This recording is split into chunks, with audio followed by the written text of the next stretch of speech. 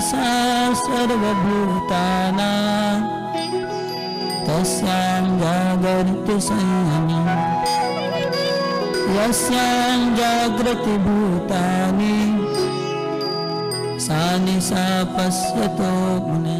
সমস্ত জীবের পক্ষে যা রাত্রি স্বরূপ, স্থিতপ্রজ্ঞ সেই রাত্রিতে জাগরিত থেকে আত্মবুদ্ধিনিষ্ঠ আনন্দকে সাক্ষাৎ অনুভব করেন। আর যখন সমস্ত জীবেরা জেগে থাকে তখন তত্ত্বদর্শী মুনির নিকট তার রাত্রি স্বরূপ।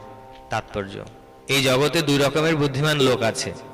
এক ধরনের বুদ্ধিমান লোক ইন্দ্রিয় ভোগ তৃপ্তির উদ্দেশ্যে বৈষয়িক ব্যাপারে খুব উন্নতি লাভ করে, আর অন্য ধরনের বুদ্ধিমানেরা আত্ম অনুসন্ধানী এবং আত্মতত্ত্বজ্ঞান লাভের চেষ্টায় সদা জাগ্রত।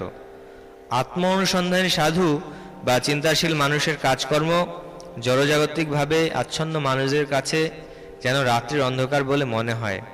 আত্ম অনুসন্ধানী সাধু বা চিন্তাশীল মানুষের কাজকর্ম জড়জাগতিকভাবে আচ্ছন্ন মানুষদের কাছে যেন রাত্রির অন্ধকার বলে মনে হয়।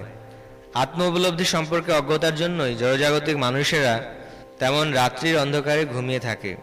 কিন্তু তত্ত্বদর্শী মুনি জড়জাগতিক মানুষদের রাত্রিতে সজাগ থাকেন। সেই সময় সাধুজন আধ্যাত্মিক চর্চায় ক্রমশ অগ্রগতির পথে অপ্রাকৃত আনন্দ উপলব্ধি করেন। আর তখন সংসারী লোক রাত্রিতে ঘুমিয়ে থেকে নানা রকম ইন্দ্রিয় উপভোগের স্বপ্ন দেখে, এবং সেই স্বপ্নে সে কখনো নিজেকে সুখী মনে করে, কখনো ঘুমের ঘোরে দুঃখীও মনে করে। এই সমস্ত জড়জাগতিক সুখ দুঃখের প্রতি আত্ম অনুসন্ধানী ব্যক্তি সর্বদাই উদাসীন থাকেন। তিনি জড়জাগতিক প্রতিক্রিয়ায় সম্পূর্ণ নিষ্ক্রিয় থেকে আত্ম উপলব্ধির কাজে সচেষ্ট থাকেন।